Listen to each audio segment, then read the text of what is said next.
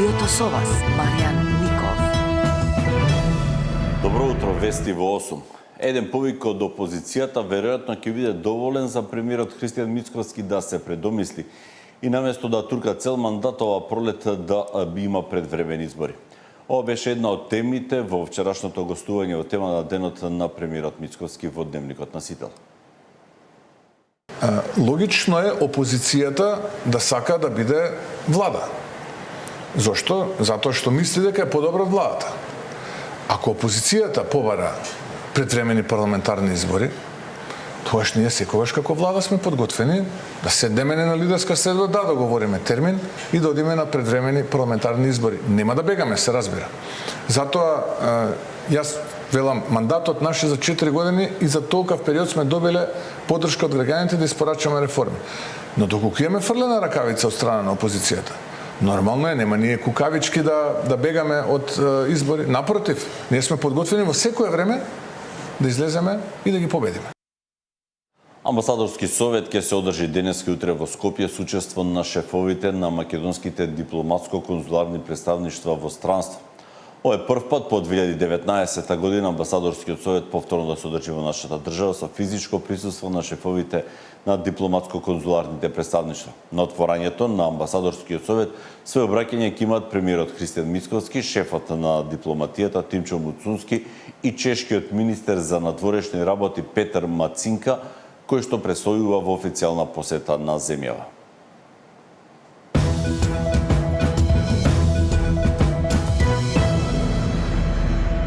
Со СМС пораки Министерството за здравство почна да ги информира граѓаните на кој начин да се заштитат од вирусот на западно-нилска треска. Првите пораки се веќе пратени во најкризните делови на Скопје, во Драчево и руралните делови на Газибаба. За една недела регистрирани се 12 нови случаи со западно-нилска треска во Македонија. Според извештајот на Институтот за јавно здравје, досега вирусната инфекција е потврдена кај 36 лица, а за 20 пациенти се чекаат резултатите. Најмногу заболени има во Драчево, општина Кисела Вода, и рурални места во Газибаба. Најголемиот дел се постари од 60 години, еден случај на 25 годишна возраст, а засега нема заразени деца. Опасноста секој пат постои, поготово кога сте во епидемиски бран. Сваќате? Така да не можете да кажете со сигурност дека нема да имаме случаи на деца заболени. Меѓутоа, грижата на родителите кон децата е малце поголема отколку грижата на возрастните сами за себе, па може би токму таа употреба на репелентни средства кај помалите допринесува еве до сега. Немаме регистрирано случај, се надевам дека така ќе остане. Токму на повозрастните граѓани од овие подрачја, Министерството за здравство почна да им испраќа СМС пораки за да ги информира како да се заштитат од комарци и кога да побараат лекарска помош. Од вчера почнавме од Петровец, преку Газибаба се испратени 6526 СМС пораки и ќе се испратат уште 31.000 СМС пораки во овие таргет општини. Во СМС пораките има линк за упатство за лична заштита и до сега од информациите од моите мин 70% од граѓаните го отвориле линкот. Од опозицијската СДСМ и денеска обвинуваат дека ескалирала ситуацијата со западно-нилската треска и состојбата станала алармантна, зашто скопскиот градоначалник задоцнил со прскање против комарци.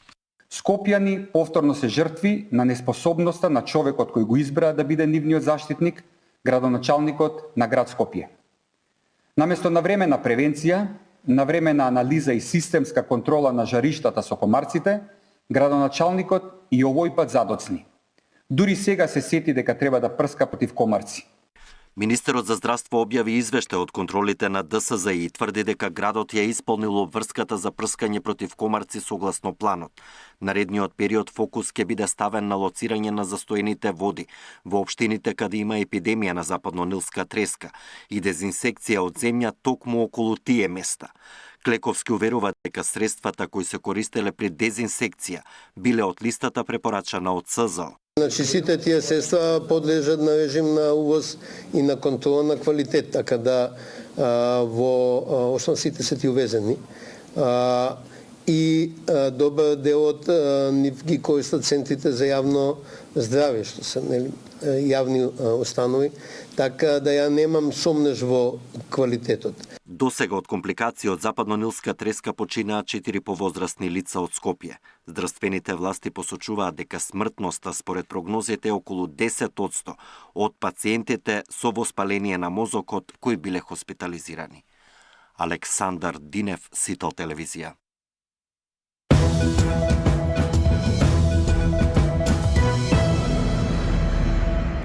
Центарот за управување со кризи информира дека до 18 часот синоќа регистрирани биле 22 пожари на отворен простор, од кои 8 биле активни, 3 се под контрола, 11 изгаснати.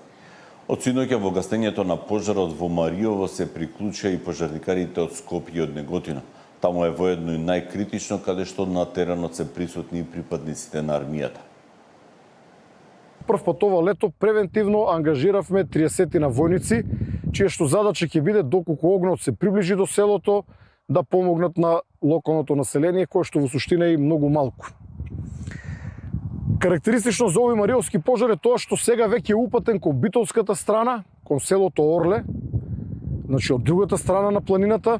Таму цел ден работи машина, односно неколку машини, се прават пресеци, противпожарни пресеки, кои што нема да му дозволат на огнот да помине, но истовремено таму имаме и доволен број на пожарникари од Битола.